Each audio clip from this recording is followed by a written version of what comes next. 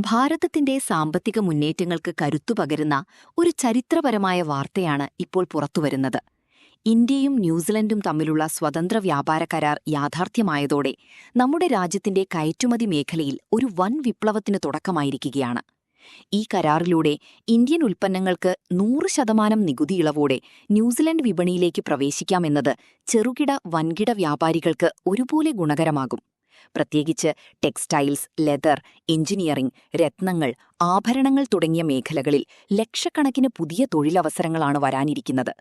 അടുത്ത 15 വർഷത്തിനുള്ളിൽ ഏകദേശം $20 ബില്യൺ വിദേശ നിക്ഷേപം ഇന്ത്യയിലേക്ക് ഒഴുകുമെന്നത് നമ്മുടെ സമ്പദ്വ്യവസ്ഥയെ പുതിയ ഉയരങ്ങളിലെത്തിക്കും.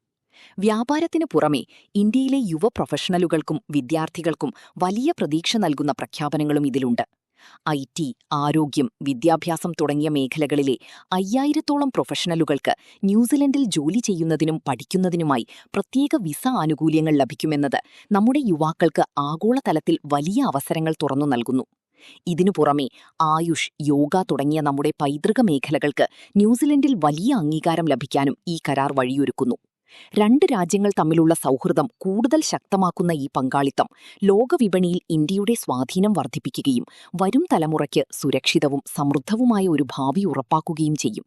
ഭാരതത്തിന്റെ ഈ കുതിച്ചുചാട്ടം ലോകത്തിനു മുന്നിൽ നമ്മുടെ സാമ്പത്തിക ശക്തി വിളിച്ചോതുന്ന ഒന്നാണ്.